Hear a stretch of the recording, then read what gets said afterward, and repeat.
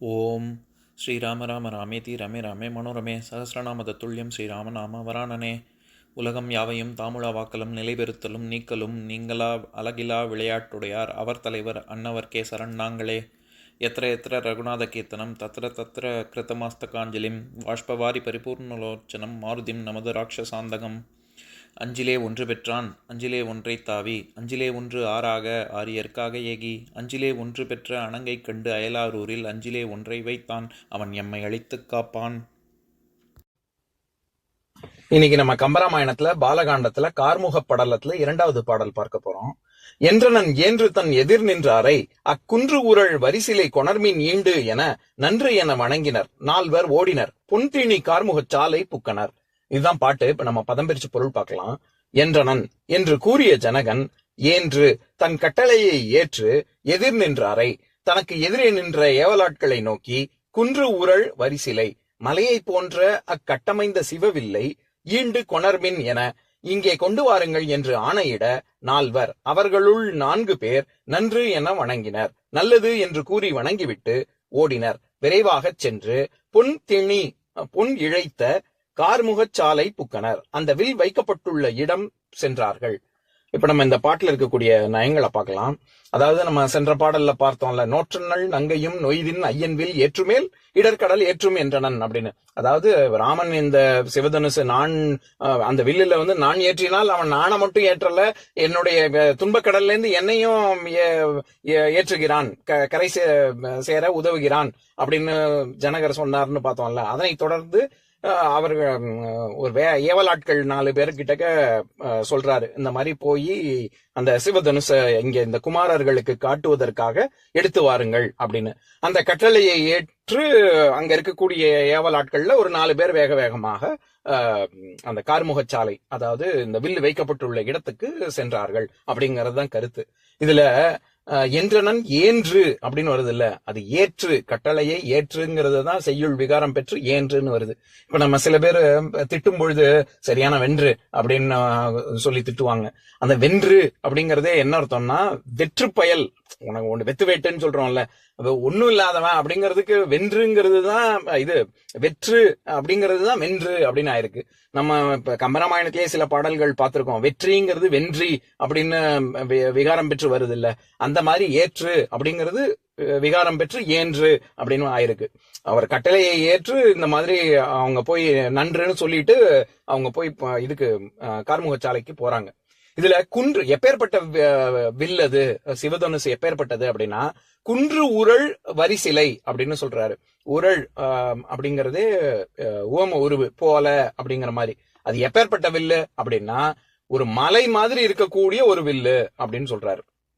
அடுத்தது இவங்க ஜனக மன்னன் போய் எடுத்துட்டு வாங்க அப்படின்னு கட்டளை சொல்லும் பொழுது ஏவலாட்கள் என்ன சொல்றாங்க, நன்று அப்படின்னு சொல்லிட்டு வணங்கிட்டு அப்புறமா போறாங்க அப்படின்னு கம்பர் சொல்றாரு. இதுல ஒரு குறிப்பு இருக்கு. அதாவது என்னன்னா, ஒரு நன்று அப்படின்னு ஏன் சொல்லணும் அப்படின்னா, அரசன் ஏதோ ஒரு வேலை இந்த போய் பண்ணு அப்படின்னு கட்டளை செய்யும் பொழுது அத நன்று அப்படின்னு சொல்றது ஒரு மரியாதை சொல். இப்போ உதாரணத்துக்கு நம்ம லௌகிக விஷயத்துல உதாரணம் சொல்லணும்னா, ஒரு கணவனும் மனைவியும் சாப்பிட உட்காந்துருக்காரு. கணவன் மனைவி பரிமாறுறா அப்படின்னா, ஒரு சாப்பிட போறாங்க, ஒரு தீர்த்தம் பக்கத்துல இருக்கணுங்கிறது ஒரு அடிப்படை விஷயம். அதனால முன்னக்கூட்டியே எங்க ஏதாவது விக்கல் வந்துருமோ அப்படின்னு சொல்லி முன்னக்கூட்டியே ஒரு தீர்த்தத்தை வைக்கக்கூடியது உயர்ந்த ரக மனைவி. அந்த மாதிரி பண்றதுதான் உயர் ரகம். அடுத்தது விக்கல் வருது. விக்கல் வந்த உடனே குறிப்பறிஞ்சு குடுகுடுன்னு கேட்கறதுக்கு முன்னாடியே குடுகுடுன்னு ஓடி போய் தண்ணி எடுத்துன்னு வர்றது, அது 2வது ரகம். விக்கல் வந்ததுக்கு அப்புறம் இப்படி மனைவியை பார்த்து அப்படி செய்கை காமிச்சு அதுக்கப்புறம் போய் எடுத்துட்டு வர்றது, அதை விட இன்னும் மட்டம்தான். அப்படி செய்கை காமிச்சு போய் எடுத்துன்னு வா அப்படின்னு வாயை திறந்து கேட்டதுக்கு அப்புறம் போய் எடுத்துன்னு வர்றது, அதையும் விட இன்னும் மோசமான ரகம். அதுக்கு அடுத்தது போய் எடுத்துன்னு வான்னு சொன்னதுக்கு அப்புறம் சாப்பிடும்போது தண்ணி எடுத்து வச்சுக்கணும்னு தெரியாதா அப்படின்னு சொல்லி போய் திட்டிட்டு அதுக்கப்புறமா போய் தண்ணி எடுத்துன்னு வர்றது, அது இன்னும் மோசம். இருக்கிறதுலயே ரொம்ப மோசம் என்னன்னா, ஒரு பக்கம் அவாட்டுக்கு விக்கல் எடுத்துட்டு இருக்கு, மனைவி பாட்டுக்கு இன்னொரு பக்கம் யாருக்கு வந்த விதியோன்னு இன்னொரு பக்கம் அவ பாட்டுக்கு சாப்பிட்டு இருந்தான்னா நீங்களே போய் எடுத்துக்கோங்க அப்படின்னு சொல்றது அதை விட இன்னும் மோசம் இல்ல. எதுக்கு சொல்ல வரேன், இந்த மாதிரி பல ரகம் இருக்குல்ல, அந்த மாதிரி ஏவலாட்கள் பணி செய்யக்கூடியவர்கள் சொல்லுங்க எஜமா அப்படின்னு சொன்னா எஜமா சொன்னா தான் செய்வியா என்ன? குறிப்பறிஞ்சு செய்யணும்ல, அந்த மாதிரி ஒரு ரகம் இருக்கு. அதையே சரிங்க எஜமா சரிங்க எஜமா அப்படின்னு சொன்னா அப்ப கேட்டுக்கிறது சரி அப்படின்னு மட்டும் சொல்றாரு, போய் செய்றாரு அப்படின்னு, அது இன்னும் ஒரு ரகம். இருக்கிறதுலயே உயர்தர ரகம் என்னன்னா, ஆகட்டும் எஜமா நம்ம சொல்லுவோம்ல, நல்லது எஜமா நல்லது எஜமா அப்படின்னு சில பேர் சொல்லுவாங்க.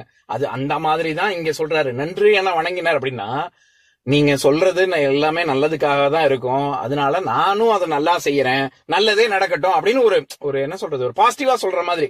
நல்லது எஜமா அப்படின்னு, சரிங்க எஜமா ஆகட்டும் எஜமா சொல்லுங்க எஜமான விட நல்லது எஜமாங்கிறது கேட்கறதுக்கும் நமக்கு நல்லதா இருக்குல்ல.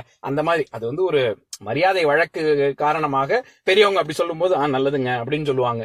அந்த மாதிரி இங்க நன்று என வணங்கினர் அப்படின்னு கம்பர் சொல்ல வர்றாரு. அடுத்தது, நால்வர் ஓடினர் பொன்திணி கார்முக சாலை புக்கனர் அப்படின்னு அந்த இடத்துல சாலை அப்படிங்கிற சொல் இருக்குல்ல, அது நம்ம பல இடங்கள்ல பார்த்திருக்கோம். அதாவது பண்டக சாலை, எல்லாருக்கும் அறச்சாலை அப்படின்னு சொல்லுவாங்கல்ல. உணவு போறவங்க சத்திரம்னு சொல்லுவோம்னா, நம்ம உணவு போறவங்க வர்றவங்களுக்கு உணவு அளிக்கக்கூடிய ஒரு இடம், அதை நம்ம பண்டக சாலை இல்லாட்டி அறச்சாலை அப்படின்னு சொல்லுவோம். அதே மாதிரி யாக யஜ்ஞங்கள் வளர்க்கக்கூடிய ஒரு இடம், அதை நம்ம யாகசாலை அல்லது வேள்விச்சாலை அப்படி கூட சொல்லலாம். அதே மாதிரி பள்ளிக்கூடம் நம்ம சொல்றோமே, அந்த பள்ளிக்கூடம்ங்கிறதே சரியான தமிழ் சொல் பாடசாலை தான். அந்த பாடசாலையை தான் நம்ம பள்ளிக்கூடம் அப்படின்னு சொல்றோம். இந்த மாதிரி இது குதிரை பசுக்கள் வைக்கக்கூடிய இடம், அதுவும் சாலைன்னு சொல்லுவோம். அரண்மனை, ராஜாவினுடைய அரண்மனை, அதுவும் சாலை தான். கம்பராமாயணத்திலேயே நம்ம நிறைய இடங்கள்ல பார்த்திருக்கோம். தசரதன் தன்னை கூட்டிட்டு வந்தான் இவரை கலைக்கோட்டு முனிவனை அப்படின்னு சொல்ற பாடல்ல கூட சாலைங்கிற வார்த்தை வந்திருக்கு. எதுக்கு சொல்ல வரேன், இத்தனை வார்த்தை இருக்கு. இதெல்லாம் தவிர இரு பக்கங்களும் மரம் செறிந்து இருக்கக்கூடிய ஒரு பாதை, அதுவும் சாலைன்னு தான் பொருள். அந்த அர்த்தத்துலதான் இங்க வருது. கார்முக சாலை அப்படின்னா அந்த மாதிரியான ஒரு வீதியில போய் அவங்க வில்லு இருக்கக்கூடிய இடத்துக்கு சென்றார்கள் அப்படின்னு சொல்ல வராங்க. எப்படி நம்ம இங்கிலீஷ்ல சொல்லுவோம்ல, அதாவது ரோடு, இப்ப ரோடு, ஸ்ட்ரீட்டு, புலிவார்டு, அதுக்கப்புறம் வேற என்ன, அவென்யூ, இந்த மாதிரிலாம் பல சொற்கள் எல்லாமே ஒண்ணு கிடையாது, எல்லாம் வேற வேற. அதாவது ஒரு ஒரு என்ன சொல்றது, சரியான பேவ்மெண்ட் பண்ணி இரு பக்கமும் இருக்கக்கூடிய ஹைவேஸ் மாதிரி இருக்கக்கூடியது, அதைத்தான் நம்ம ரோடுன்னு சொல்லணும். அதே இது ஒரு அகலமாக ரெண்டு பக்கமும் மரங்கள் இருக்கக்கூடியது, அதுதான் புலிவார்ட். அதே இது தெரு கொஞ்சம் குறுகலா இருந்ததுன்னா அதுதான் அவென்யூ. அதனால எல்லாத்தையும் நம்ம இஷ்டத்துக்கு நம்ம ரோடுன்னு சொல்லிட்டு இருக்கோம். எதுக்கு சொல்ல வரேன், இந்த மாதிரி எப்படி இங்கிலீஷ்ல இந்த மாதிரி வித்தியாசங்கள் இருக்கோ, அந்த மாதிரி தமிழ்லயும் தெரு, வீதி, சாலை, இது எல்லாமே ஒண்ணு கிடையாது, சின்ன சின்ன வேறுபாடுகள் இருக்கு. அதுல ரெண்டு பக்கமும் மரம் இருந்து குறுகலாக இருக்கக்கூடிய ஒரு பாதை, இங்கிலீஷ்ல சொல்லணும்னா அவென்யூ, அந்த அவென்யூ தான் சாலை. அந்த மாதிரியான ஒரு வழியில சென்று இவங்க வில்லு இருக்கக்கூடிய இடத்துக்கு சென்றார்கள் அப்படின்னு கம்பர் சொல்ல வர்றாரு. இந்த அதாவது பண்டக சாலை, அறச்சாலை, இது பாடசாலை, இது எல்லாமே சமஸ்கிருதத்துல ஷாலா அப்படிங்கிற சொல்ல இருந்து வந்ததுதான். அது ஒரு இடத்தையோ அல்லது ஒரு வழியையோ குறிக்கக்கூடிய ஒரு ஒரு சொல்.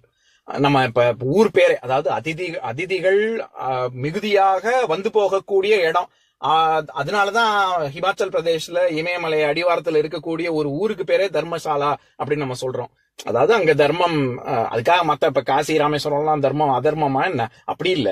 நான் சொல்ல வர்றது என்னன்னா, அந்த மாதிரி நிறைய பேர் சென்று ஒரு காலத்துல அங்க அதிதிகள், ஏன்னா அதிதிங்கிறது என்னது, ஒரு நாளைக்கு நான் சொல்லியிருக்கேன்ல, திதி அதிதி, ஒரு நாளைக்கு ஒரு இடத்துக்கு மேல, ஒரு இடத்துல ஒரு நாளைக்கு மேல இருக்க மாட்டாங்க, அடுத்தடுத்த இடத்துக்கு போயிட்டே இருப்பாங்க. அப்படி இருக்கக்கூடியவர்கள் நிறைய பேர் அங்க சென்று வந்து கொண்டிருந்த ஒரு பகுதி, அதனால அது தர்மசாலா அப்படின்னு சொல்றாங்க. அந்த சொல்லுல இருந்தாதான் தமிழ்ல சாலை அப்படிங்கிற சொல்லே வந்திருக்கு. அப்படிப்பட்ட ஒரு சாலையில வில் எங்க இருக்கோ அந்த இடத்துக்கு இவங்க 4 பேரும் ஓடினாங்க போய் எடுத்துன்னு வர்றதுக்கு. இப்ப நான் பாட்டை இன்னொரு தடவை படிக்கிறேன், கேளுங்க. என்றனன் ஏன்று தன் எதிர் நின்றாரை அக்குன்று ஊரல் வரிசிலை கொணர்மின் ஈண்டு என நன்று என வணங்கினர் 4வர் ஓடினர் பொன்தீணி கார்முகச் சாலை புக்கனர். இன்னொரு நாள் இன்னொரு பாட்டு பார்க்கலாம்.